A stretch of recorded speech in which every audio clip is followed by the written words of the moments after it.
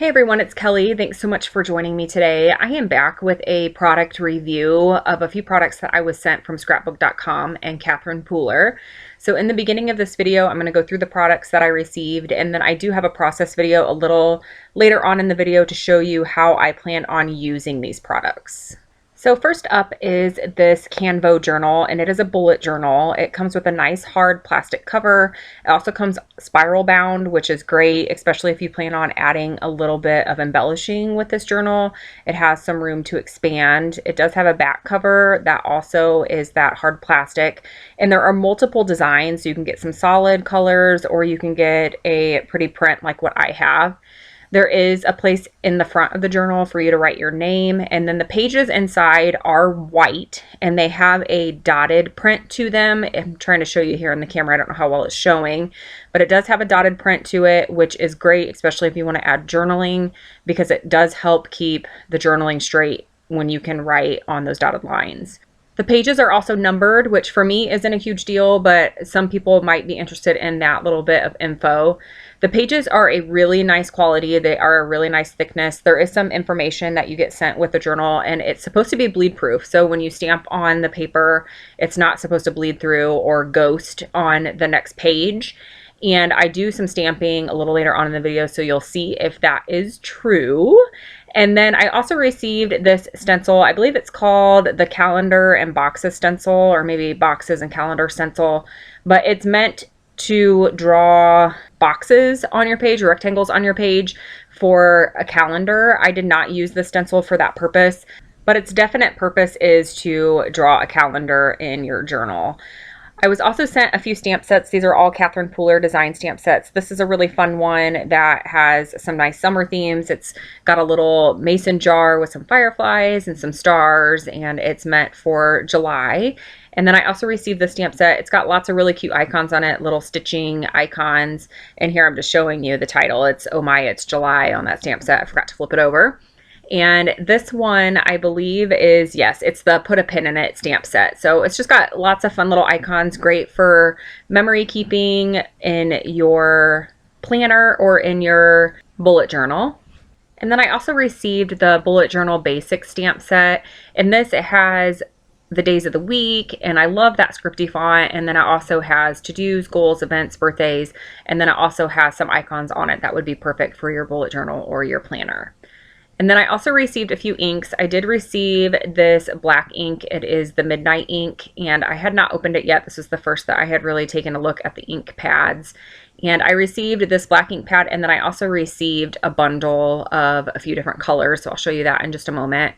But here I'm just getting it open. It was a little tough to open in the beginning, but it did open fine. I think that's actually a good thing that the lid sits on there so nice and snug. It's going to make sure that that ink pad stays nice and moist. And I'll talk a little bit more about the quality of the ink pad and how it performed a little bit later on in the video when I show you the process video portion of this video. And after looking at the description on scrapbook.com, this black ink is an archival ink, but the color inks that I received, those are dye-based inks. So that's a little bit of info for you on how the ink pads work. So here are the colors that I received. It's basically a primary set. So there's a red, an orange, a green, and a blue.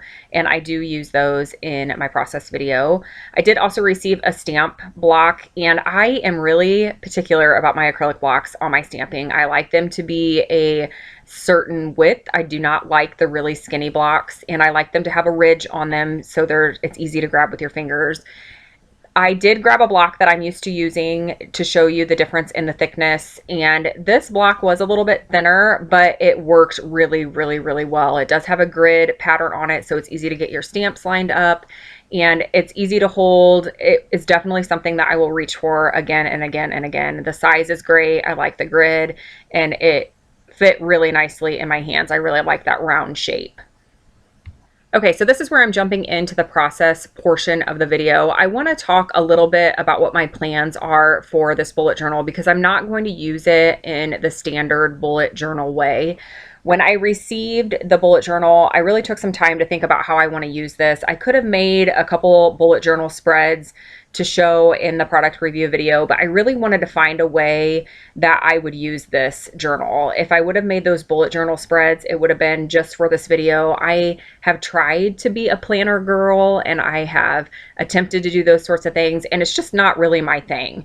I feel like I have a hard enough time keeping up on just normal scrapbooking. So to add keeping a decorative planner into the mix, I feel like it would just be too overwhelming for me.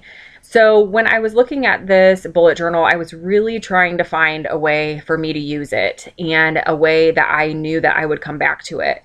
And I am a scrapbooker. If you've watched any of my videos, I prefer 12 by 12 scrapbooking, but I'm really into scrapbooking for the creative outlet. I'm not really into scrapbooking for the storytelling portion.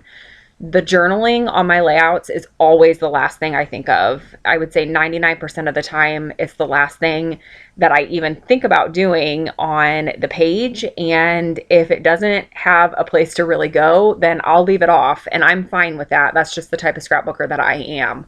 But lately, when I've been talking to my kiddo or talking to my husband, I'll have this story that will pop up in my mind, either from my childhood or from when my son was little.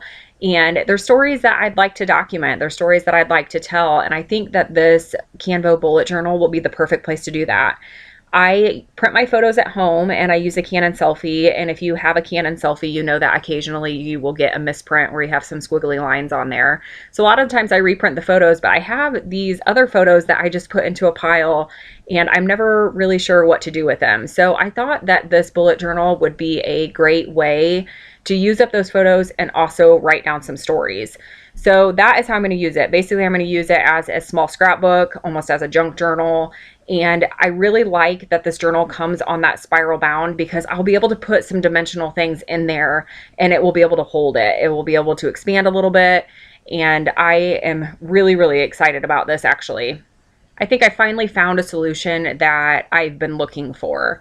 So let me talk a little bit about what I'm doing here. These pages in this bullet journal will be very basic. They're not going to be very technique heavy like my scrapbook pages are. And they're not going to be very embellishment heavy, which is the opposite of how I traditionally scrapbook. I tend to focus on the embellishments, then the photo, and then the journaling if I put any on there. Whereas this is kind of going in the exact opposite way. I'm thinking of a story first, trying to find a photo that fits the story, and then adding the embellishment last, which is actually kind of fun. It pushes me a little bit outside of my comfort zone.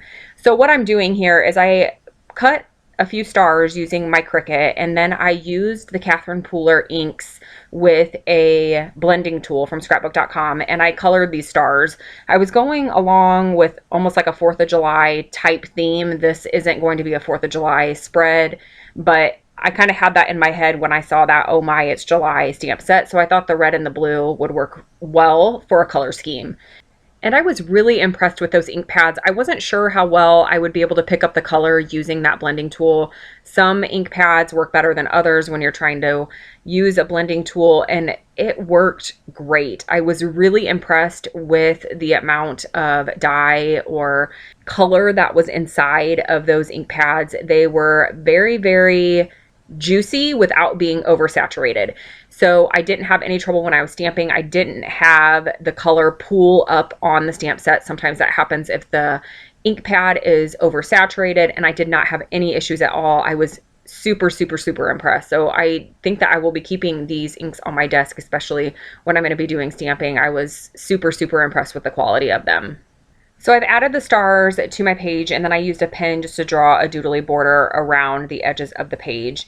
And I've added my photo with a little bit of tissue paper. And then I'm going to be using these 3 stars on the left-hand side for all of my journaling. So I'm just using my T-square ruler just to help draw a straight line. Because the background is that dotted print, it's really easy to draw straight lines. You can just connect the dots, and that is exactly what I'm doing here. And I'm just using an American Crafts pen to get that journaling down. And basically what this is talking about is how Aiden was so excited for summer because he wanted to get in my mom's pool. That was the first thing that he was asking about when he knew that school was getting ready to kind of slow down, wanted to know when the pool was going to be ready. And last year he was really afraid to go into the deep end. He didn't know how to swim and he was really nervous to learn. And this year he has just made leaps and bounds. He'll jump into the deep end and he'll go down the slide and he's swimming underwater and he's swimming on top of the water. And it's just been amazing to see that transformation in him and how much fun he's having this year in the pool. So I use the Oh My It's July stamp set to stamp in the star on the right side of the page. I'm going to use that as my quote unquote title for this page. And now I'm going to go ahead and use that calendar and boxes stamp set to add just a little bit of detail onto the page. There are a few icons or a few shapes on this. I really like the speech bubbles, and I also really like the stars and the hearts. I think that they are really nice to add some accents. And I'm using the red ink again with that blending tool, and I'm just adding some stars in a few clusters. I felt like the page needed just a little bit more embellishing, and I thought this would be a simple way to do it. Again, these pages are going to be very basic. They're going to be very story focused, so I'm not really too worried about the embellishing. Now, because the stamp set, or excuse me, because the ink pad is so juicy, I am wiping just a little bit of the ink off of the blending tool, just so that way I don't have too much saturation when I am going through the stencil. So I'm just trying to get a better blend with the blending tool by wiping off that excess.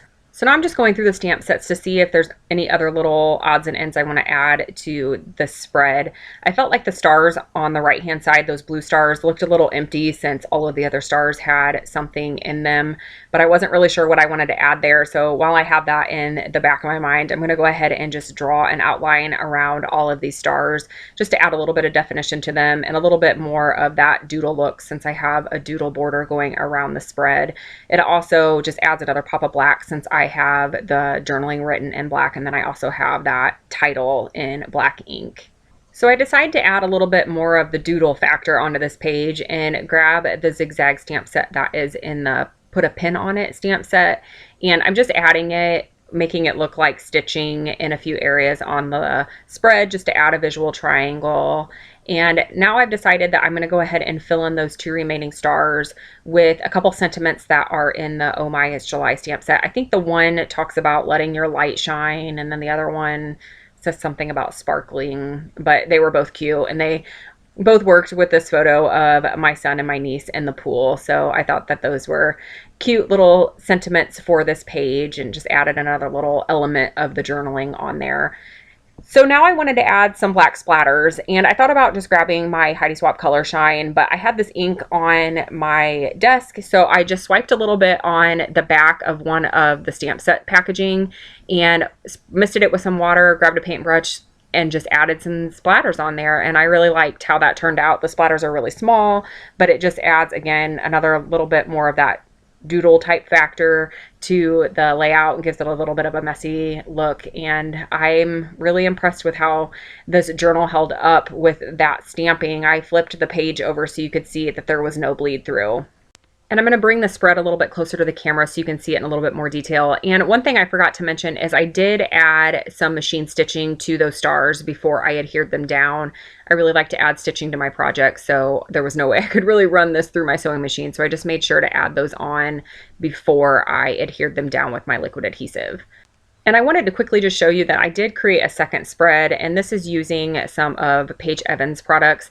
And I used a Sharpie to write my journaling. It was the only thing that I had in that navy color, and it did bleed through to the back side of the page. So you could see a little bit of a ghosting there where my pen had bled through. But to me, that's not a huge deal. I can cover it with pattern paper, cover it with a photo, but I did want to show you that you may want to use one of the back pages to kind of test out different pens and different inks. I didn't have any trouble with the inks that I used. It was just that Sharpie marker. So just as an FYI, I did want to share that with you. And here are a few still shots of the spread that I created. If you have any questions about any of the products that I used or any of the techniques or anything like that, please feel free to leave a comment below. I'm always happy to answer any questions. And I'll be back again soon with a new layout and process video. Thank you so much for watching.